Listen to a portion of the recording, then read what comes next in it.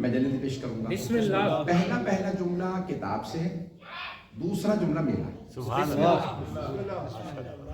عزیزان گرامی, اب یہاں پہ لکھا علماء نے کہ بلند قامت سے بلند قامت آدمی جب سرور کائنات کے پاس آتا تھا تو سر سے لے کے گردن تک چھوٹا نظر آتا.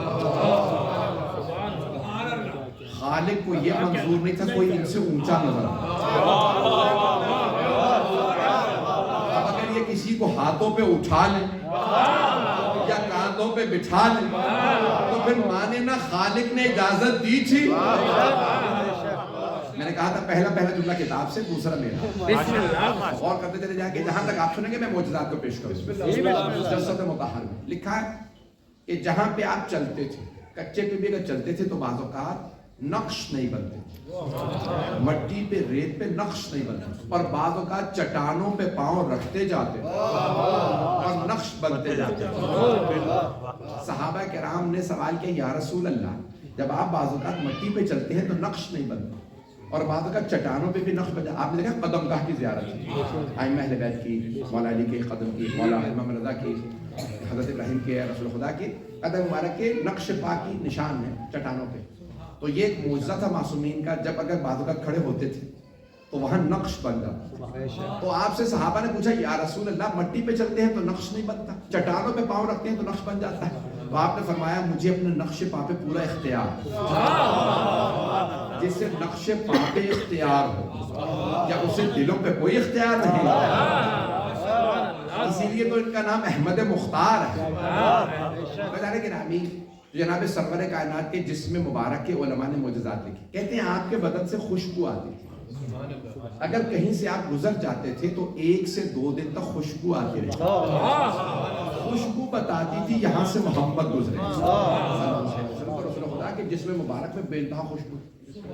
میں نے کہا تھا پہلا جملہ کتاب کا, دوسرا مجھے اب سمجھ میں آیا یہ حدیث کسام. جب نماز سے گھر میں تشریف لاتے ہیں تو فرماتے ہیں کہ اشم عندک رائحۃ طیبہ کانھا رائحۃ جد رسول اللہ. مادر گرامی آپ کے پاس سے ایسی خوشبو آ رہی ہے جیسی نانا کے بدن سے آتی ہے. مشرک و کافر بھی کہتے تھے یہاں سے محمد گزرے.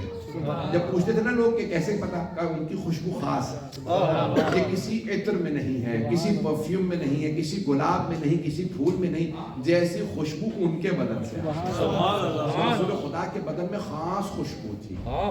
پڑھوں نا سارے جو 3 معجزات ہوئے ہیں.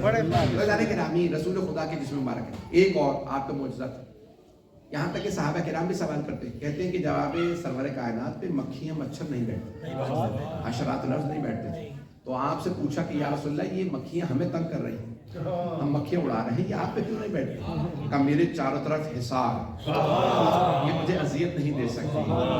بتانے کے نامی جسم مبارک پہ کبھی بھی نجس العین کوئی بھی جانور بھی پیغمبر کے قریب نہیں آتا, کہ کوئی قبض ہو, کوئی بھی چیز ہو وہ آپ پہ طاری نہیں ہوتی. آپ یہاں تک فرماتے ہیں 5واں معجزہ یہ ہے کہ آپ کی بیداری اور آپ کا جاگنا سونا ایک برابر تھا. آپ سوتے میں بھی ویسے ہی ہوش رکھتے تھے جیسے جاگتے میں ہوش رکھتے. کیوں؟ کیونکہ سونا غفلت کہلاتا ہے, اور جو غافل ہو وہ نبی نہیں ہوتا. تو رسول خدا کسی حالت میں غافل نہیں ہوتے تھے.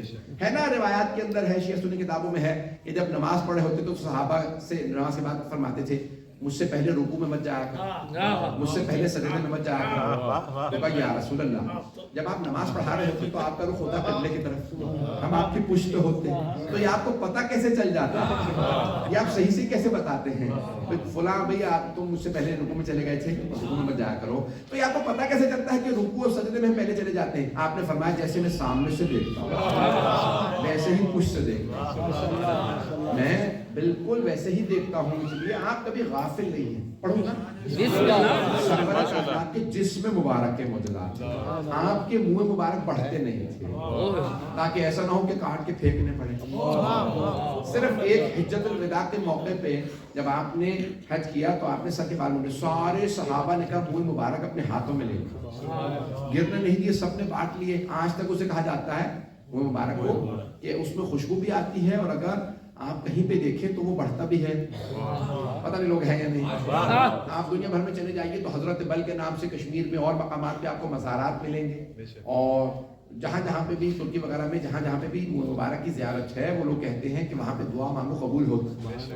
مجھے تعجب ہے مسلمانوں پہ, ماننے پہ آتے ہیں تو بال کو مان لیتے اور نہیں مانتے تو آل کو نہیں مانتے.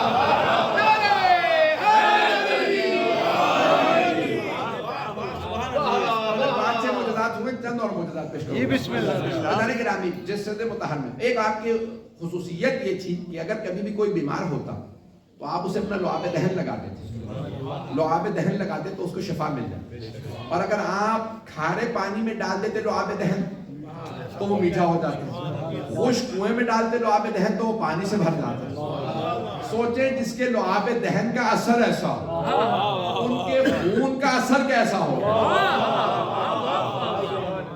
عزیزان گرامی, صحابہ نے لکھا کہ جناب سرور کائنات کے جسم سے متعلق معجزات, آپ کا پانی, وضو کا پانی, جو پانی آپ کے بدن سے مس ہو جاتا ہے وہ شفا بن جاتا. صحابہ جب پیغمبر السلام ان کے سامنے اگر کبھی وضو کرتے تو وہ پانی گرنے نہیں دیتے تھے, ظرف میں وہ پانی لے جاتے, کہتے اگر کوئی بیمار ہو تو پلا دیں. تبرک کے منکروں کو بتا دیجئے,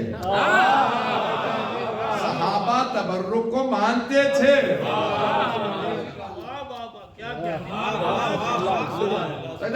جناب سرور کائنات کے جسد مطہر کا یہ معجزہ تھا. ایک آئیے ذرا پیش کر دوں تو آپ کے پشت پہ ایک مہر تھی, اس کو کہتے تھے مہر نبوت. ہمارے علماء کہتے ہیں اس پہ لکھا تھا خاتم النبیین. خاتم النبیین لکھا تھا. بعض نے لکھا کہ دائیں پہ آپ کے بازو پہ تھا نشان, لیکن ہمارے زیادہ علماء نے لکھا پشت پہ نشان تھا, خاتم النبیین لکھا تھا. اور جب آپ نے حجت الوداع کے موقع پہ خطبہ دیا اور آپ نے فرمایا اگر میں نے کبھی کسی پہ ظلم کیا تو وہ آج مجھ سے بدلہ لے سکتا. تو ایک صحابی نے کہا یا رسول اللہ آپ نے مجھے ایک مرتبہ تازیانہ مارا تھا. تو آپ نے فرمایا مجھے نہیں یاد میں نے کبھی جانور کو بھی تازیانہ مارا. اللہ دیکھیں رحمت للعالمین کیسا ہو. کہا مجھے نہیں یاد کہ میں نے کبھی جانور کو بھی مارا, میں نے جانور کو بھی نہیں مارا اپنی زندگی میں. کہا نہیں یا رسول اللہ آپ نے مجھے تازیانہ مارا تھا. آپ نے صحابی سے کیسے تازیانہ دے دو تاکہ یہ مجھ سے بدلہ لے. جب تازیانہ دیا کہ یا رسول اللہ میری پشت برہنہ تھی, میری کمر پہ کپڑا نہیں تھا. جب آپ نے تازیانہ مارا تو آپ نے ایک اور صحابی سے کہا میں بیٹھ جاتا ہوں, میری پشت سے کرتا اٹھا دو تاکہ میری برہنہ پشت پہ یہ تازیانہ مارے. جیسے ہی کرتا ہٹایا ان صحابی نے تازیانہ پھینکا اور دوڑتے ہوئے آگے پڑے مہر نبوت کو چومنے لگے. کئی مرتبہ چوما اور ایک مرتبہ کہا یا رسول اللہ مجھے معاف کر دیجیے گا, میں نے جھوٹ بولا تھا, آپ نے تازیانہ کبھی نہیں مارا, میں مہر نبوت کا بوسہ دینا چاہتا. جو زیارت کے منکر ہیں انہیں بتا دیجئے صحابہ جھوٹ بول کے بھی زیارت جائز سمجھتے تھے.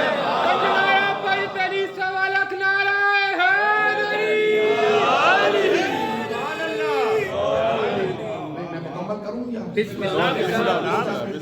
معجزات تو بہت زیادہ ہیں. اور جیسے آپ کا مہر نبوت کا کہتے ہیں کہ بے انتہا اس کے اندر نور بھی تھا. آپ کی پیشانی سے ایک نور نکلتا رہتا تھا. توجہ, پیشانی سے ایک نور نکلتا رہتا تھا. یہاں تک ایک ام المومنین کہتی ہیں کہ اگر دن میں سوئی کھو جاتی تو ہم رات کا انتظار کرتے تھے. وہ دروازے پہ صحابہ کھڑے تھے, کہا ام المومنین رات میں تو اور اندھیرا ہو جاتا, آپ رات کا انتظار کیوں کرتی تھی؟ کہا کیونکہ رات میں سرور کائنات گھر تشریف لاتے. وہ سوئی جو دن کی روشنی میں نہیں ملتی تھی وہ رسول خدا کی پیشانی کے نور میں رات میں مل جاتا. اتنا نور ہوتا تھا. میں اب امت کے بیٹوں سے کہوں گا او امت کے بیٹوں, ملاؤں کی نہ ماننا, ماں کی مان لو, پیغمبر نور تھے.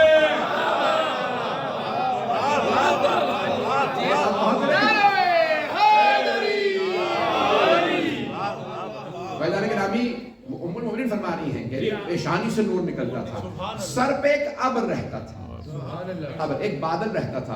جہاں تشریف لے جاتے اگر ہوا مشرق کی بھی ہوتی تھی, اگر پیغمبر مغرب میں جا رہے ہیں تو وہ بادل مغرب میں جاتا تھا. غیر مسلم بھی جب دیکھتے تھے تو کہتے تھے محمد کے سر پہ ابر چلتا رہتا ہے. کسی نے پوچھا کہ بھئی یہ ابر کیوں رہتا ہے؟ کہا ان کے خالق کو یہ منظور نہیں, ان کے سائے پہ بھی کسی کے پاؤں. اور اگر فتح مکہ پہ خود ہی کسی سے کہتے ہیں پاؤں رکھو بتوں کو توڑ دو, عزیزان گرامی یہ سرور کائنات کا جسم مبارک ہے. بس بھی آخری ایک دو معجزات سن لیجئے. آپ اگر کہیں پانی نہیں ہوتا تو آپ کی انگلیوں کا معجزہ یہ تھا, اشارہ کرتے تھے انگلیوں سے پانی جاری ہو جاتا. آپ کے منہ مبارک آپ کے ناخن پڑھتے نہیں تھے. توجہ عزیزان گرامی, آخری آخری معجزات پیش کر رہا ہوں. پیغمبر کروٹ نہیں لیتے تھے, سوتے میں کروٹ نہیں لیتے تھے. توجہ, بالکل سیدھے سوتے تھے اور پورا بدن ڈھانپ کے سوتے تھے. ابھی میرے کئی برادران نے نعت میں پڑھا کالی کملی والی, ایسا ہے یا نہیں؟ سیاہ رنگ کی عبا لیتے تھے اور پورا بدن ڈھانپ کے سوتے تھے, سر سے لے کے پاؤں تک پورے بدن کو ڈھانپ لیتے. لیکن جب سو رہے ہوتے تھے نا تو خیمے سے جو گزرتا تھا کہتا تھا یہ رسول اللہ. کوئی بھی گزرتا کہتا تھا یہ رسول اللہ ہے. کیسے معلوم ہوتا کہ ان کے بدن سے نور چھن چھن کے نکلتا, عبا سے بھی باہر نور آتا تھا. نہیں ہے مجمع, مجھے کہہ لینے دیجئے, اور اگر پیغمبر کو شب ہجرت کسی کو اپنے بستر پہ سلانا ہو تو ایسے کو سلائیں گے جس کے بدن سے ویسا ہی نور نکل